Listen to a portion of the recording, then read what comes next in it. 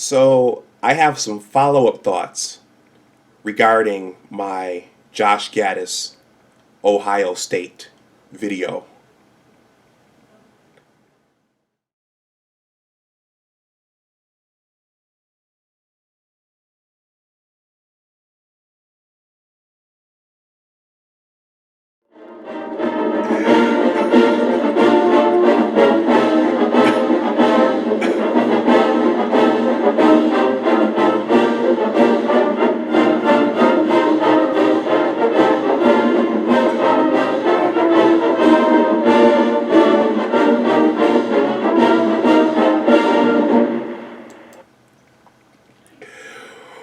Welcome back to my channel.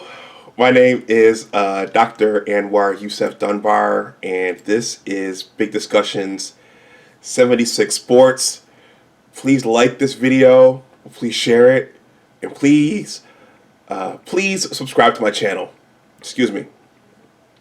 Okay, so you might be wondering, has he lost his mind? You know, the music and this shirt and this hat and the flag in the background, they don't match up. But I decided to do something different because this video is in part a celebration of Buckeye fan. And I have to admit that song, the Ohio State fight song. I don't know the exact name of the song. I bought that track on iTunes, and it's called "Fight the Team Warm Up." So maybe the title of Ohio State's fight song is "Fight the Team." But I have to admit that song, even though it's our arch enemy's song, there is something about that song that gets you just a little bit excited in a way that differently than the victors. That song has a certain obnoxiousness to it, but it kind of gets you a little. When I hear it, it gets me a little fired up. So, Ohio State. So I thought my Josh Gattis Ohio State video, based upon Josh's comments, would get lots of views, but I had no idea that it would get this many. And so that video right now, it's at about 1,800, and it looks like it's still trending upwards. And for a big channel, 1,800, that's not a big deal. But for a small channel, my channel is still small.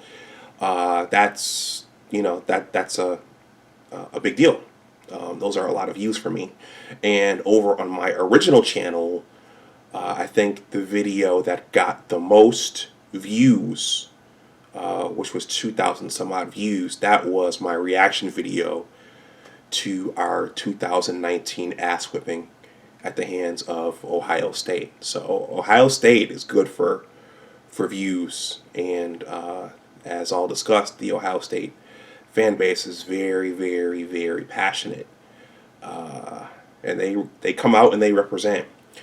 So with that, I want to thank the Ohio State fan base for making that video a success, and I think some of you all subscribed to my channel, and I appreciate that as well. Like I said, the Ohio State fan base, just judging from the reaction to that video, is very, very, very, very passionate about their football team and their football program. It's very, very impressive. I admire and I appreciate the passion, Buckeye fan. So what's interesting is when I looked at that video, and as the comments started coming in, and it's fascinating the way YouTube works. You have to be very creative about your title, and you have to, choose the right tags. And I guess that video caught the Ohio State algorithm. And so two kinds of fans came in and started commenting on that video. Some of the fans were cordial and pleasant, and then there was that other group of fans who were a little more ravenous and who came in with the their dukes up, like ready to fight. Just ready to fight over the scarlet and gray. And some of them actually had issues with my commentary. Some of the Ohio State fans came in and said, "Well, you're not giving our team enough credit. We beat you guys. It's not that you guys shot yourselves in the foot. It's that we beat you guys that bad. You're stealing credit from our team." And I was reading those, and I was kind of like, wow. And then you had some fans just come in and say, "We're the better team. That's it. We have the better coaching staff. That's it. Enough said. We're the better team, and we're going to be the better team forever and ever." And yeah, it was just, and so when you're reading that stuff, and you kind of jump back like this, like whoa. But seeing the passion, it's kind of cool. And some came in with some snark, like, yeah, dropped passes. You called the wrong defenses. What's it going to be next year? Every year there's an excuse. So those were the Buckeye fans who came into comments. Some were nice and cordial, others not so nice. But I appreciate you all nonetheless for participating. What's interesting also is this video. That video is my first video where the dislikes and the likes are almost running neck and neck. So I have, when I last looked, I had about 27 likes and I had about 25 dislikes. But hey, when you're doing something like this, any reaction is good for the channel.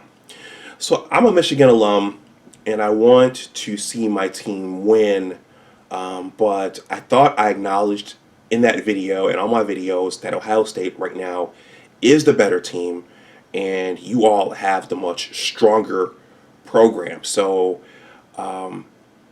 throughout my commentary, at no point did I say that we have the better team. No, you guys right now have the better team and the better program, and it's a well-oiled machine and it's cranking on all cylinders.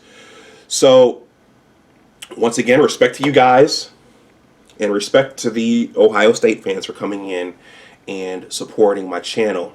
But that said, part of the fun of sports is going back and analyzing what actually happened and how it actually happened.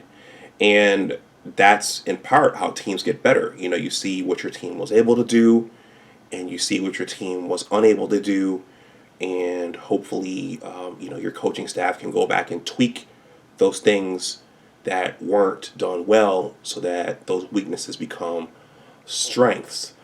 And that's just a part of sports, whether it's football or basketball or baseball or prize fighting or UFC/MMA. I mean, think about the Tyson Fury Deontay Wilder fight.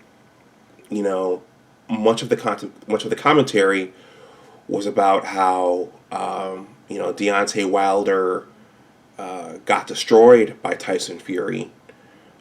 But the other part of the commentary was that, okay, Deontay Wilder, he's basically a one-trick pony. He looks to knock his opponents out, and before he faces Tyson Fury again, he has to develop other parts of his fight game. So going back and reanalyzing, that's just a part of sports. And the same is true for the Michigan-Ohio State game. Again, Ohio State is the stronger team, and what I told many of the Ohio State fans underneath my Josh Gattis video was that yes, your team did make mistakes in that game, but because you all are the stronger team and the psychologically more confident team, your team is better able to absorb those mistakes and to keep going. Our team is trying to ascend, And so, and I have to believe that right now, when the Michigan team plays the Ohio State team, I can't think of the amount of pressure that Jimmy and his coaching staff and the players are under when they line up against the Scarlet and Gray. So there's got to be a psychological thing going on in their mind right now that's saying, okay, can we beat these guys? Are we going to lose to these guys again and going to have to hear about it for another year? So I'm saying that to say that mistakes for our team during the game are much more lethal, and they have a much larger impact. They say that I've said it several times on my channel that athletics are in large part about momentum, which way the momentum is swinging. And I'm going to bring up the old sports parable about sports being 95% mental and 5% physical. I think that very much applies in the case of the Michigan team. And I very much believe there's a mental hurdle that our team and our players have to get over. So actually, about last night or 2 nights ago, I actually, on my YouTube channel that I don't use to upload content, or I just watch stuff, the algorithm pulled up the 2019 game. Not the complete game, but just the highlights of the game. So the game is that you can actually watch it in about 20 to 30 minutes. And I'm going to leave that link in the description box below. And I remember the day of that game, me and my buddies, we always watch the game now at the Buffalo Wild Wings on Niagara Falls Boulevard in Tonawanda, New York, which is a suburb of my home city of Buffalo. And I walked into the game. I walked into the restaurant after kickoff, and I remember Michigan having some success driving the ball early on offense. And that's what I saw when I watched that replay of the game. Early in the game, Shea Patterson and the offense, they were moving the ball. Shea was completing passes. Our skilled players were catching the ball in space and making plays. And I think on their first drive, they took the ball down the field and scored. And then we missed the extra point. But after that, at least for most of the second quarter, if I remember, the team was able to move the ball with some consistency on the ground.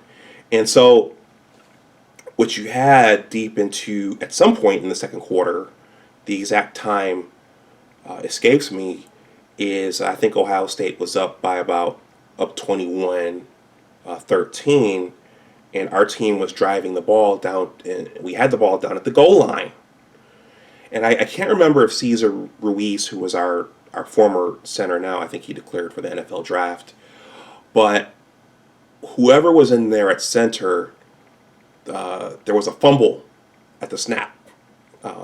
Either Shea wasn't paying attention, or it came early, or it came that way, and the offense fumbled the ball, turned the ball over, and Ohio State's team drove the ball down the field and scored. So now 21-13 game goes to 28-13. Now, not long after that, and this is all in that footage, you can watch it yourself. Shortly after that, self-inflicted wound. Good old Khaleke Hudson, once again, lined up in the neutral zone on a punt. And what that did was it gave Ohio State a first down in favorable field position on our side of the field. And I think in one or two plays, Justin Fields threw a touchdown strike. So now, just that quickly, a 21-13 game turned into a 35-13 game. And for a fragile team that's trying to ascend and keep pace with a much stronger team, those were two significant blows. And those were two self-inflicted wounds. And those are things that, Ohio State capitalized off those two errors, but those were errors on our team's part nonetheless. And once that momentum swings, especially right now in that game against our team, Ohio State has the ability to just blow the doors off, which is what the Buckeyes have done the last 2 years.